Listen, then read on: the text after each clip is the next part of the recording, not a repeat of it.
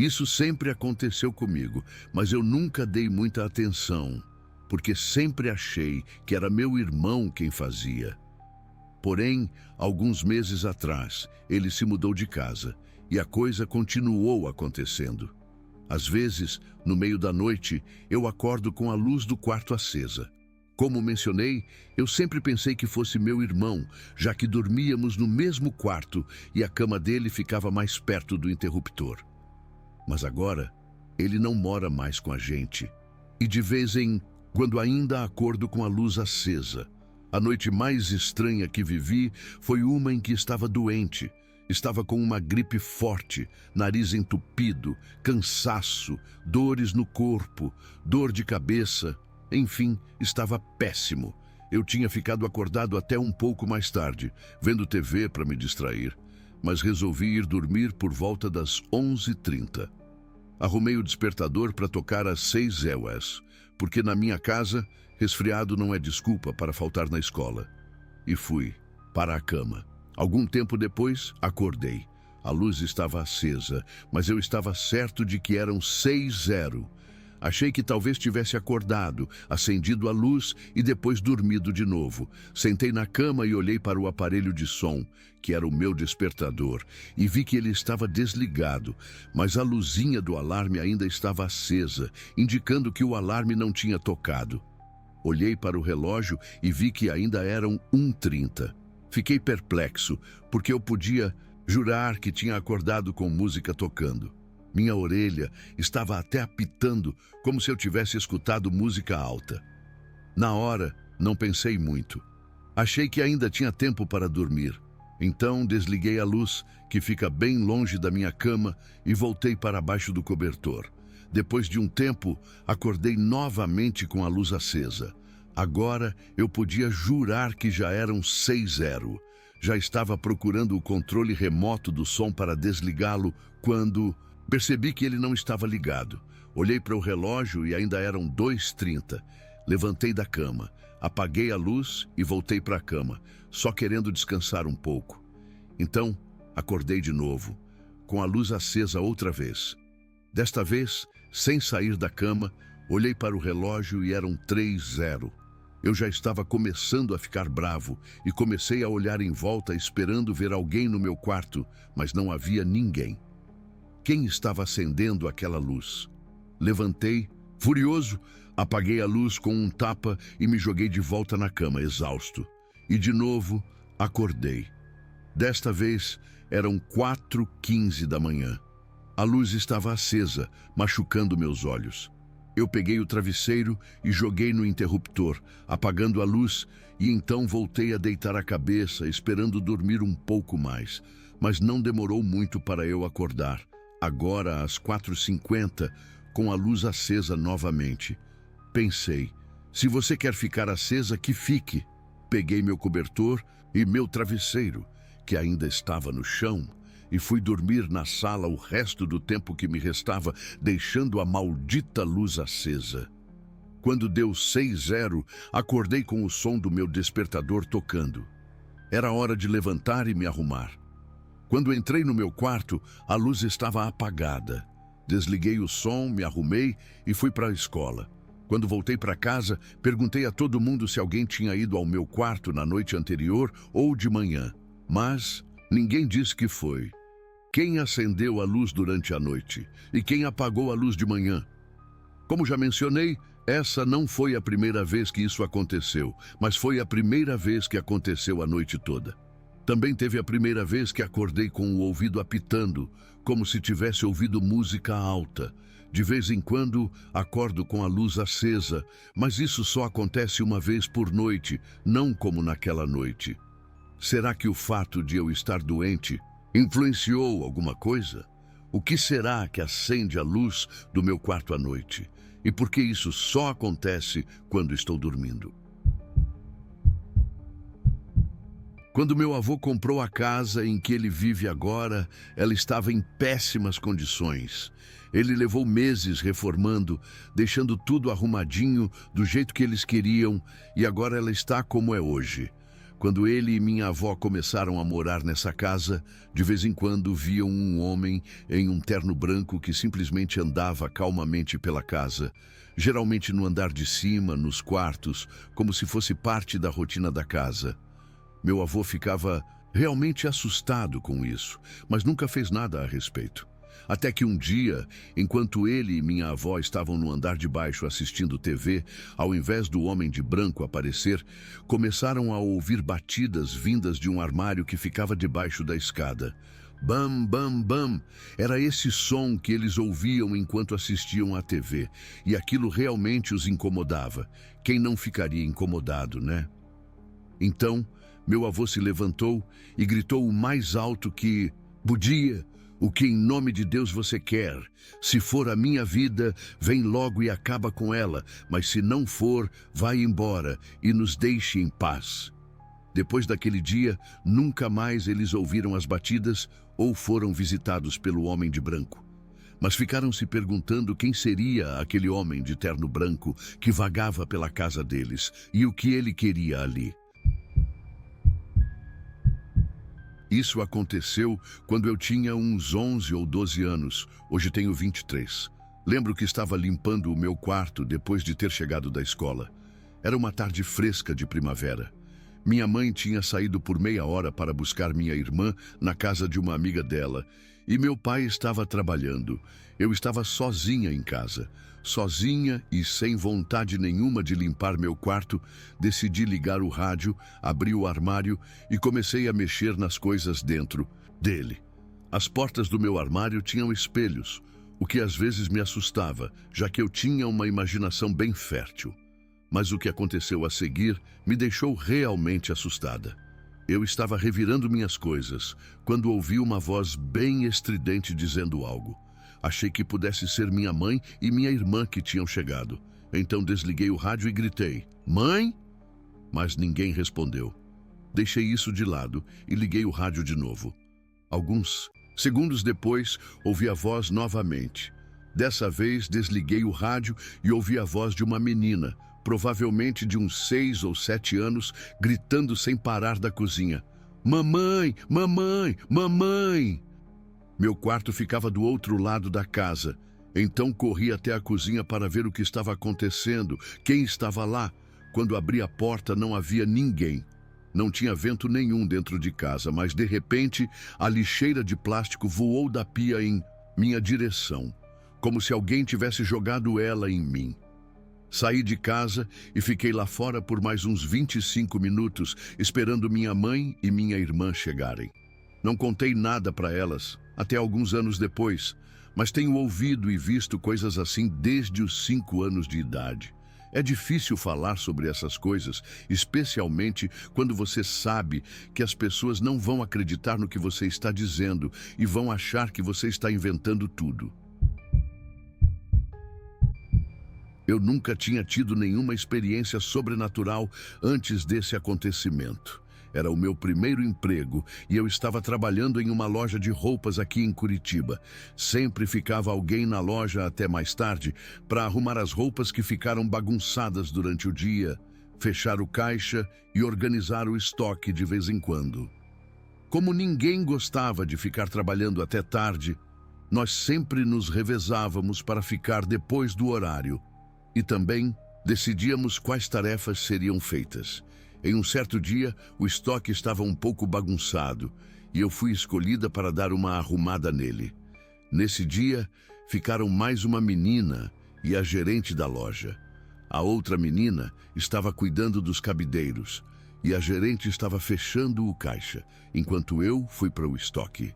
Depois de fechar o caixa e arrumar um pouco o escritório, a gerente foi embora, dizendo para a gente fechar a loja direitinho. Ela confiava em nós. 5 minutos depois que a gerente saiu, a outra menina entrou no estoque, me deu a chave e disse que já estava indo embora, pedindo para eu fechar a loja. Eu falei que estava tudo bem e perguntei se ela já tinha terminado. Ela respondeu que sim e se mandou. Fiquei no estoque por mais uns 40 minutos até terminar tudo. Quando saí, Percebi que a outra menina não tinha feito nem metade do trabalho dela. Então decidi arrumar o que havia sobrado, coisa que não levaria nem 15 minutos. Enquanto arrumava os cabideiros na loja, notei que a porta de um dos provadores estava fechada. Deixe-me fazer uma pausa aqui para descrever a loja. Se alguém ficar exatamente no meio da loja, é possível ver todos os provadores ao olhar de um lado para o outro.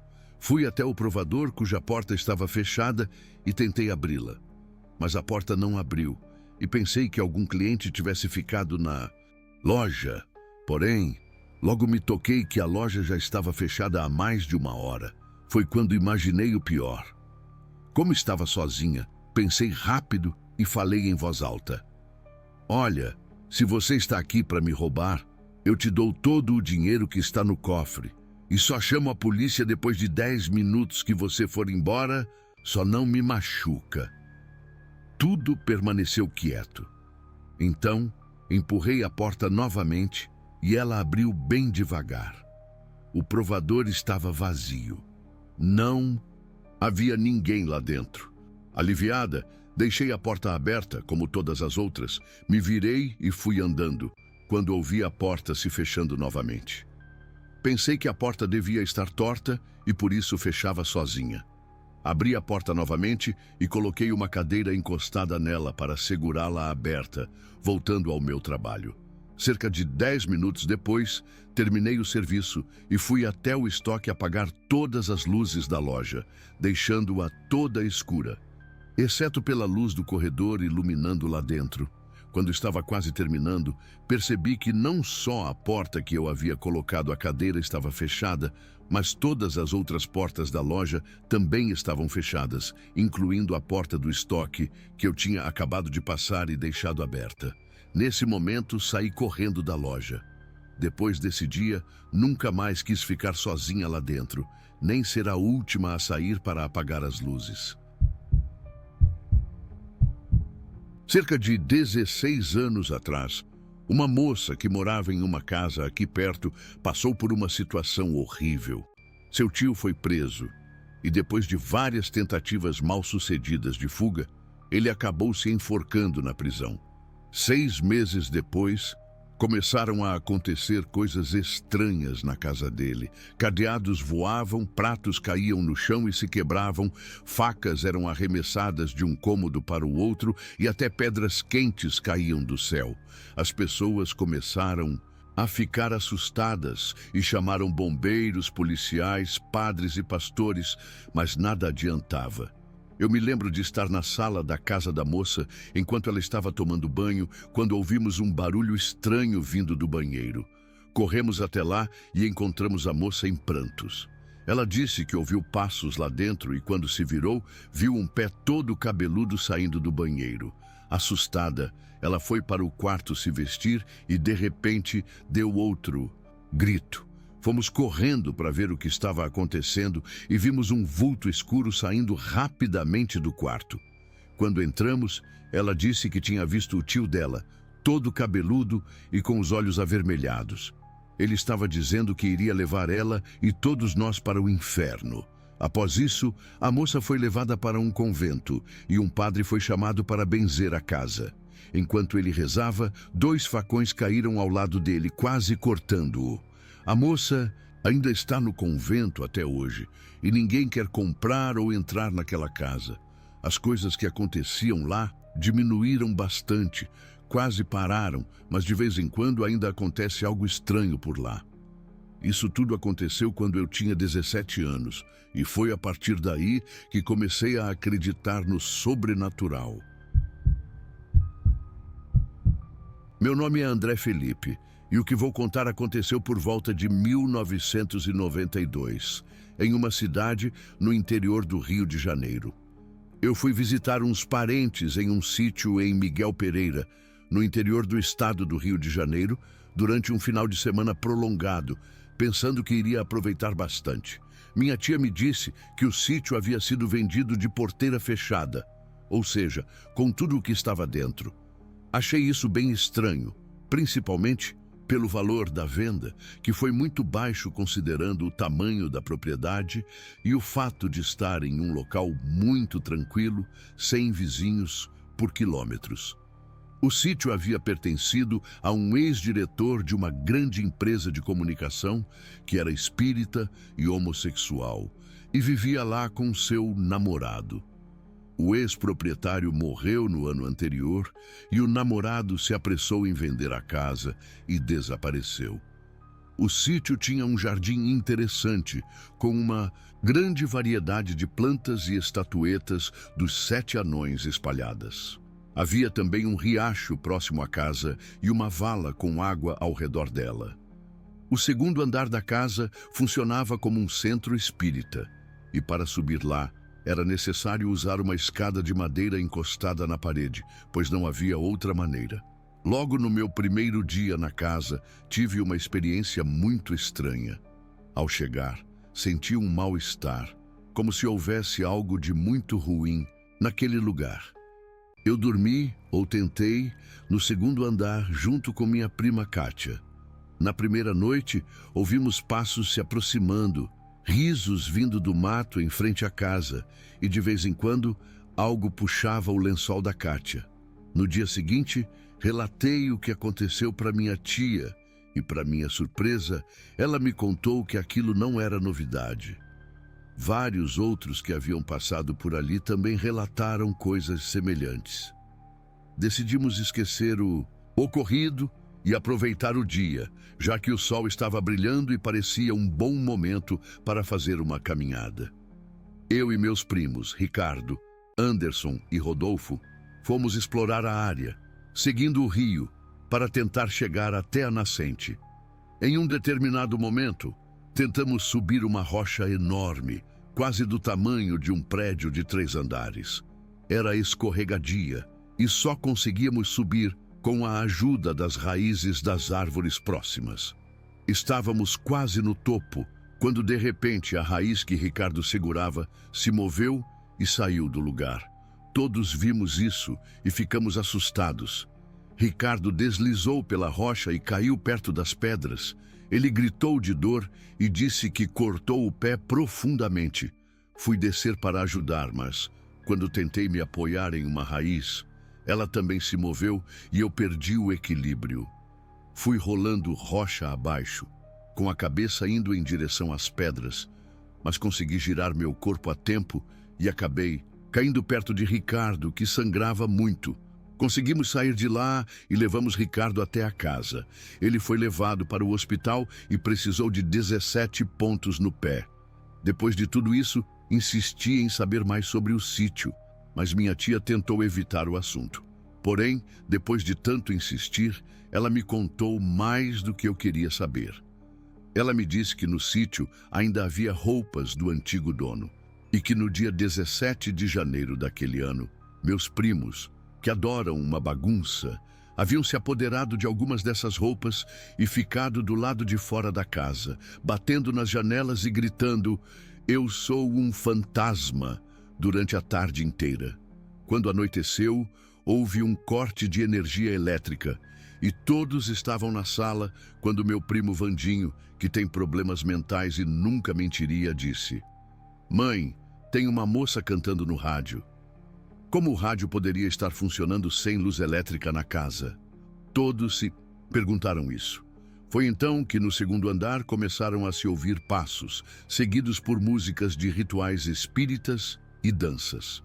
A escada de madeira bateu violentamente na parede, como se alguém estivesse subindo e descendo rapidamente. Meu tio gritou: "O que está acontecendo aqui? Se eu pegar os moleques que estão fazendo isso..." Mas quando ele se aproximou da janela, ela se fechou com força.